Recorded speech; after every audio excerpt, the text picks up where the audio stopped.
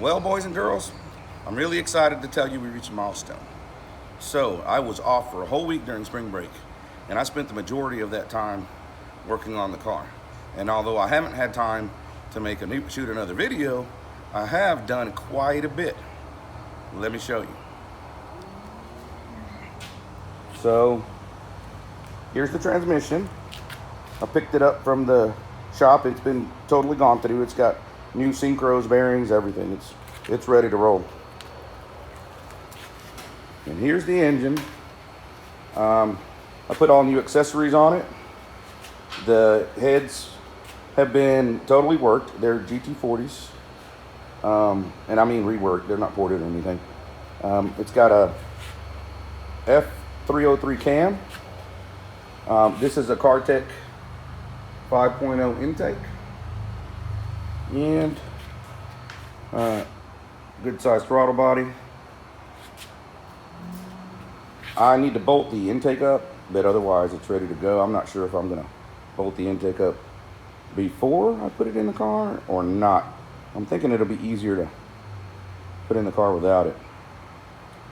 So, what have I done to the car? Well, let me take this off here so we can see better.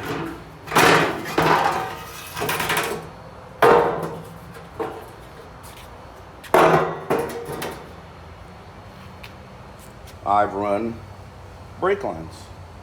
And you can see the first one there. And these fittings were kind of crazy. They were all over the place. This is a 3/16 fitting. And it's a double flare. And then I ran it down here. As you can see, they go across, or that one goes across. And then it comes back up over here.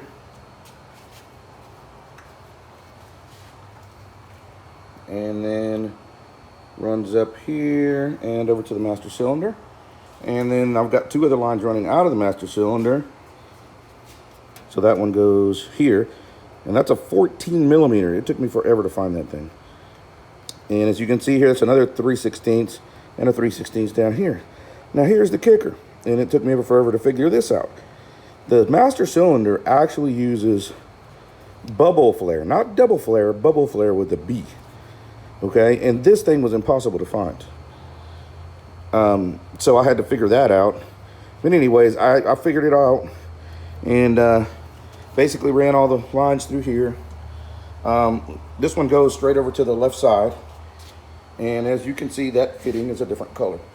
Well, each fitting that's a different color is actually a different size. So that's a different size. I can't remember what size it is. I believe it's a 10 millimeter, sorry, 10 millimeter. Okay, and then, so the line, this is the line that goes over to the passenger side. Then it crosses over there. Then it comes over here, where again, it goes into the brake hose. And that, again, like I said, is a 10 millimeter. So I ran the brake lines. What else did I do? Well, I also ran the fuel lines. So here's your fuel tank. And we've got quick connects here go into 5/16 hoses. And this is the return line. And it runs over here and goes down. And this is the supply line. And this is fuel filter, K&N fuel filter. And then another rubber hose that runs here to supply.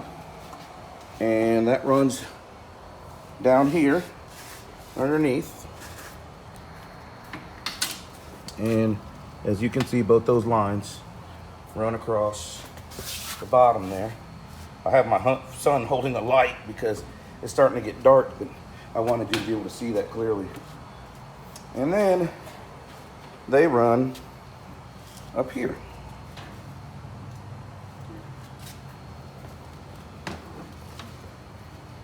And I'm gonna cut them right about here, I believe, and then run some line over to the fuel rail from there. What is this wiring mess, you might ask? Well, that is This is a Ford Motor Company standalone wiring harness designed to retrofit a 302 into just about anything you want. And it's very well designed. I just wanted to see how it fit here, but it's really a little too early for it right now, so it's just kind of sitting here balled up. And I ran it inside here, and I believe I'm going to be placing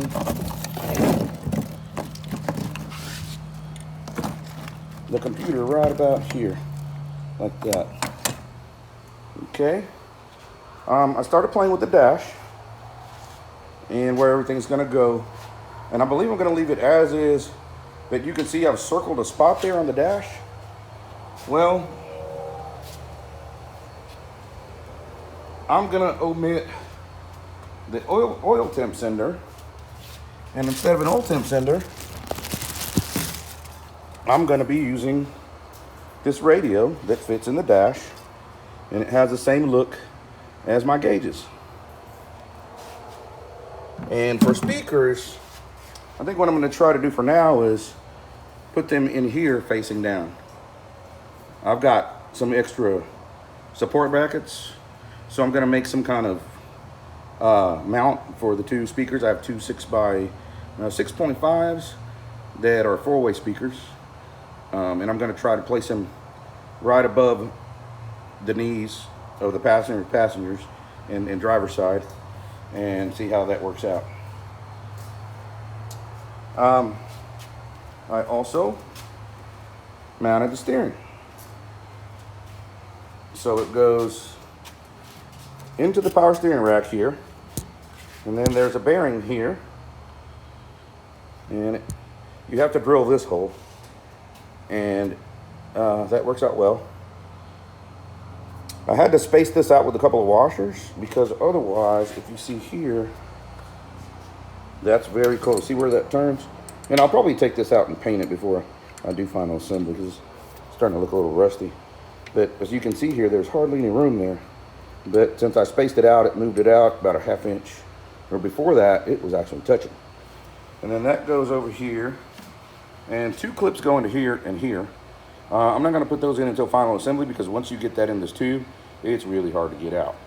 And then this is the other mount there, and as you can see, that's just right on the inside of the dash there.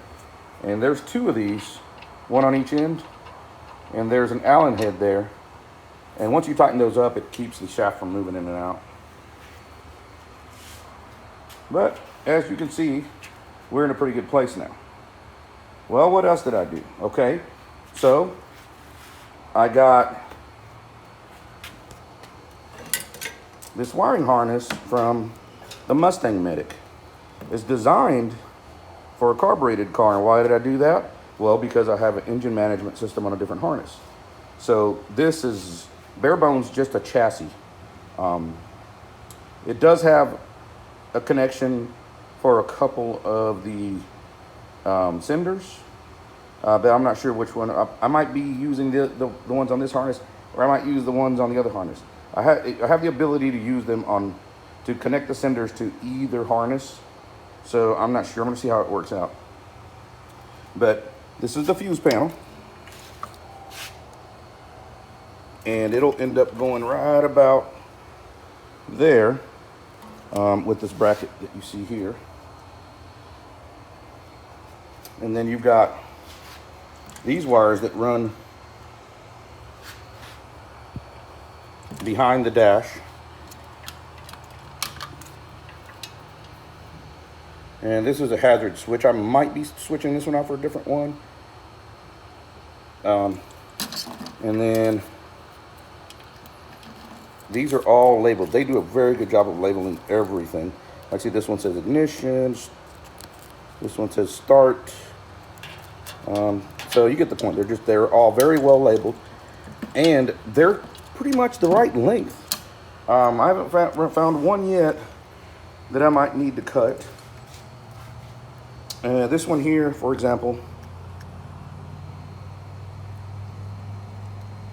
goes to the brake light switch, so it goes underneath there. But again, right length, and it's labeled. And then we've got a couple of connectors here, and look, nicely labeled. And this one is for a couple of sensors. It was labeled, but the label fell off. I know where it goes already. And then we've got all these, and again, nicely labeled, tells you where they go, right length.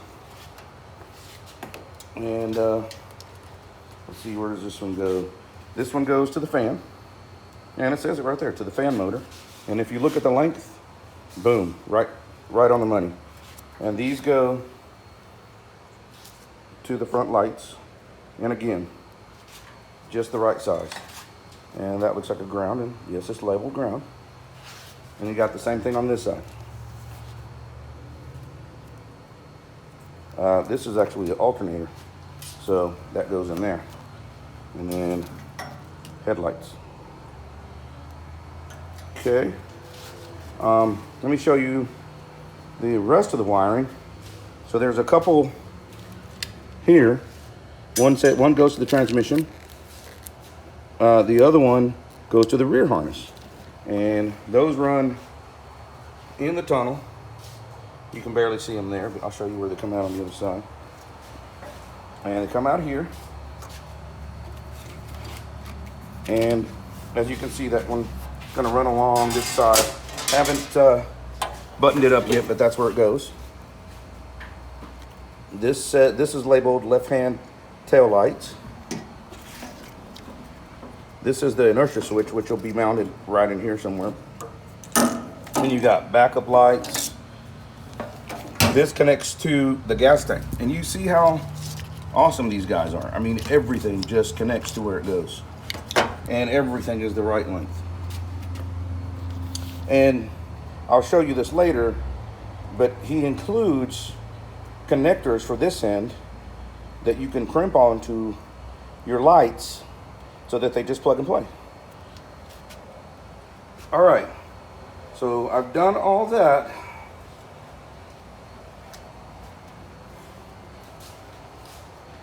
In the like 5 days that I was off. And this baby's a roller. I mean, it's up in the air, but as you can see, the wheels are on and it's ready to come down. One more thing I did do that really wasn't that big a deal, but I ran the emergency brake cables. And as you can see, these come from the brakes, and they clip into a spot right in there onto the frame that's already placed there by factory 5. So they really just clip right into place. And then the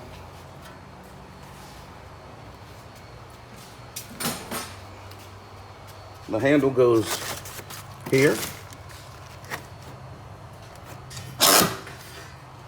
And then it hooks up to that bracket there.